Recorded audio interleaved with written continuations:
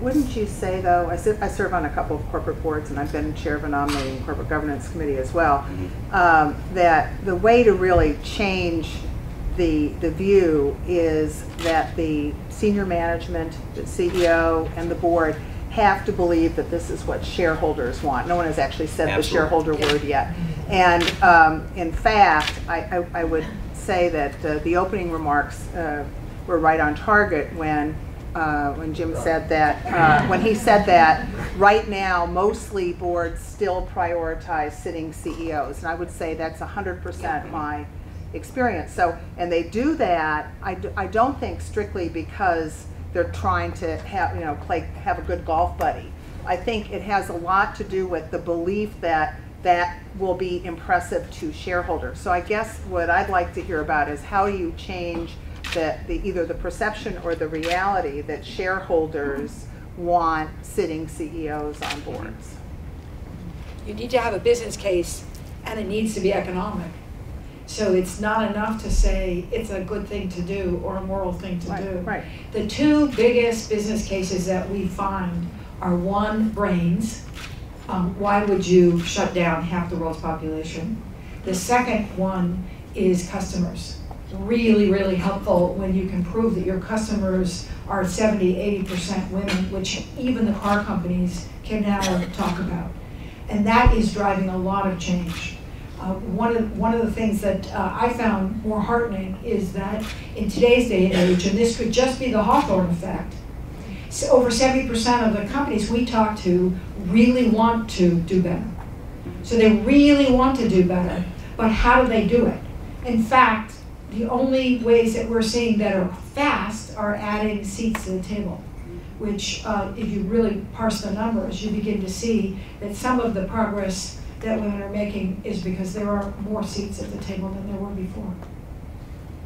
Can I add to that quickly, though? You talk about brains and customers. I think tied to brains is perspective, because, no disrespect to Beth or myself, we have a lot of partners who are at least as smart as the two of us. And instead of asking Beth to be on our board, there were other smart men we could put on the board. They would have not brought Beth's perspective. And so I think that getting the different perspectives to the business issues any company faces is what drives economic returns. I would agree. Yeah.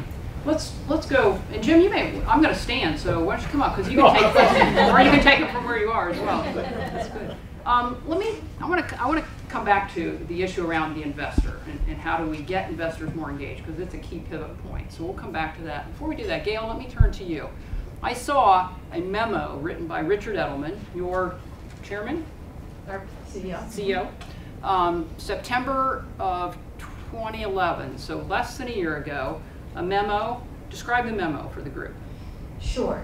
There was a very interesting moment in time about a year ago at our company when two things were happening.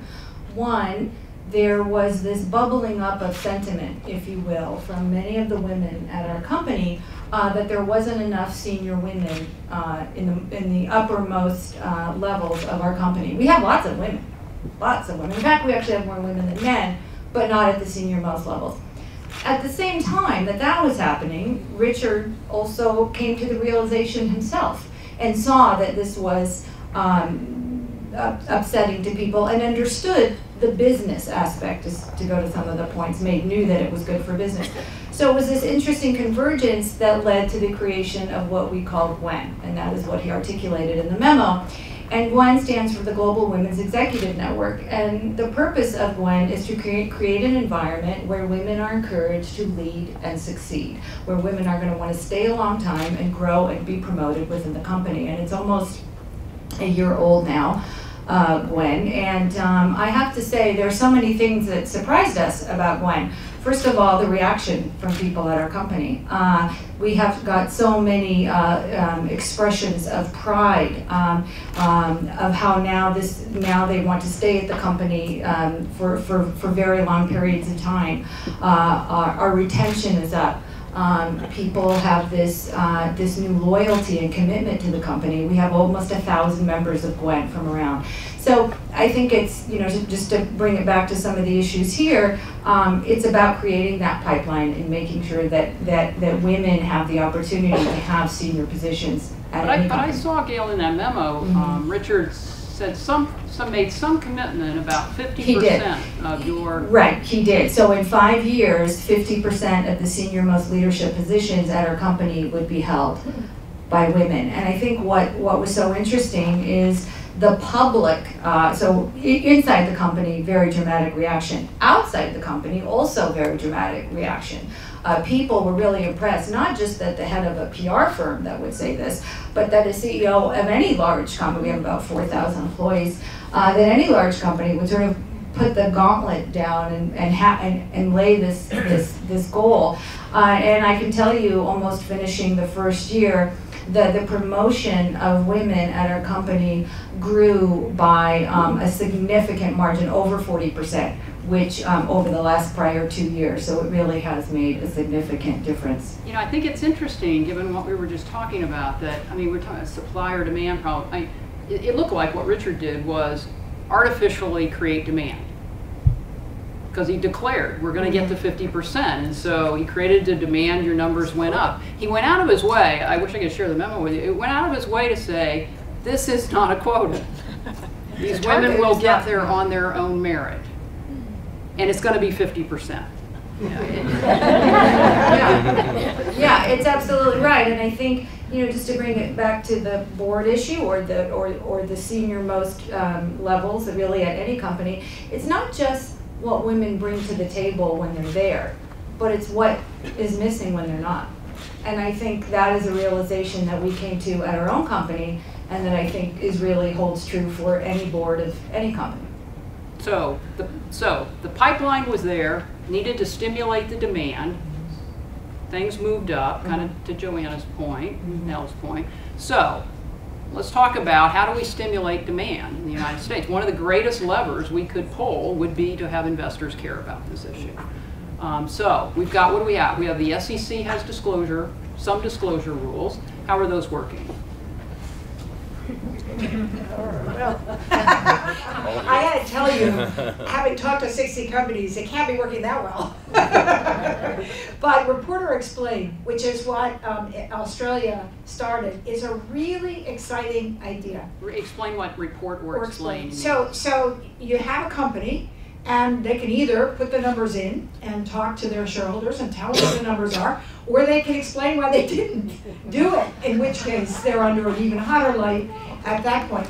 If we could get a series of highly prominent CEOs to come together, I'm looking at you, Jim, come together and say, this is what we're going to do. We're going to be the U.S. champions of change. I think that would be pretty powerful. Just as we've seen with, do you have a business case? Do you care about gender diversity in your company? Everybody's on board with that. What's not to like about gender diversity? It would be really embarrassing to say, no, I don't care. Particularly when you find that even companies in industries that are not that friendly to women can in fact get a lot of women to the top. So this has nothing to do with whether you start in a male, quote unquote, industry, call it high tech, or industrial or mining. It has to do with whether you truly believe that solving hard problems require the best and most assorted people at the table to do that. And I don't mean problems like heart surgery, where you really would like to have the 10 best heart surgeons in America help you. When you're solving problems like economic despair, or how do we start growth up, or what do we do about external shocks that we can't see, then you need this perspective, Jim, that you talked about, the diversity of thought, of backgrounds, of experiences, of skills, and ways of working problems to be together in a room. It works, as Scott Page would argue, it works much better than the 10 smartest people. Nels, based on your experience, since you place a lot of CEOs, you work with a lot of the nominating committees directly. What do you think Joanna suggested in the CED report calls out a desire to have CEOs, sort of step up and voluntarily disclose much more about their state of affairs, their plan, what they're doing. sort of adopt the report or explain voluntarily? What's your, it's not a fair question for Well, you, but yeah, you I think, represent listen, as I mentioned before, my take on this is that given the discourse and the level of the discourse now, given what has happened in Europe, and again, just given the practical business case for this, that I just think it's a matter of, with groups like CED or the Business Roundtable or other groups, we do need a few additional groups that have the right level of gravitas and stature to continue this. And then I think there are going to be examples of the companies that are doing this right. And I saw a recent piece in the Fortune 1000. There are 125 companies in the Fortune 1000 that have 4 or more female board members. It's interesting in those, when you see that list, they are very prominent companies. When you see the lists of 100 or so that have no female representation in the Fortune 1000, they aren't particularly well-known companies. There may be a correlation in there in terms of why they haven't been, why they're not household names. But to your question, I believe strongly that that's the reason these conversations are so important, and we need to keep it up because there's a great business case to be made for it. I think that the CEOs that I talk to, the heads of the nominating committees that I talk to, all believe in this, very strongly. It's getting the nuts and bolts in place to make it a reality. Helpful. Yeah, question here. You have to speak really loudly. Oh, sure. There are many of us who have been at this for about 3 decades. And as a person who is co-founder of the Women's Economic Roundtable, and I'm not trying to give myself a plug, I'm just telling you that I have been in the midst of this for 3 decades. And several things keep emerging that are never answered. And I don't have an answer. I wish I did. But I'd like to just state them, if I may. One is that they say there is a certain number of women on boards. The fact is that if one were to count by name the women who are on boards, they might find that yes, indeed, there are more boards that have women. The problem may be, or one of them, that it's the same women. Some women are on 8 boards, some are on 12, and I can name them, on 12 boards. Now, and many times, I always wonder, and I happen to know many, the one woman on the board who has been there for 7 years, and they haven't managed either to say anything or to have the influence to bring on another woman. And I think that in saying this, I'm merely trying to say the bottom line, which is unpopular, that women really have to take more of the responsibility. I have found that when people call me to have women put on corporate boards, I have never, no, excuse me, except for one time with American Express, had a woman call me to suggest someone for a board. It always has been a man. Okay, let's get a reaction to that. This was a topic that came up both at the Wall Street Journal conference, Women in the Economy, but it also came up at the Fortune dinner last week. Are women not helping women? I love this point that you're making around our accountability. Doesn't mean it's our issue to solve. It's an issue for men and women to solve for companies and for shareholder value. But we women have to pull up the next generation. We have to pay it forward, if you would. And I think that the times are changing in which you'll find much more of that. Carol Bartz was recorded at the Journal's conference as saying that women are terrible to other women. But Catalyst just came out with a wonderful piece of research that says that just ain't true. So I do think times are changing and we have room to hope. Just in our 60 companies, which represent the Fortune 500, there were 100 women at the C-suite, 1,000 women who were SVP, and 6,000 women who were VP. So right there, we've got 7,000. But go one more level down and say, can we bring up the middle? And there were 40,000 women at that level director, which is the senior middle manager role. So that's 60 companies. Now scale it to 500.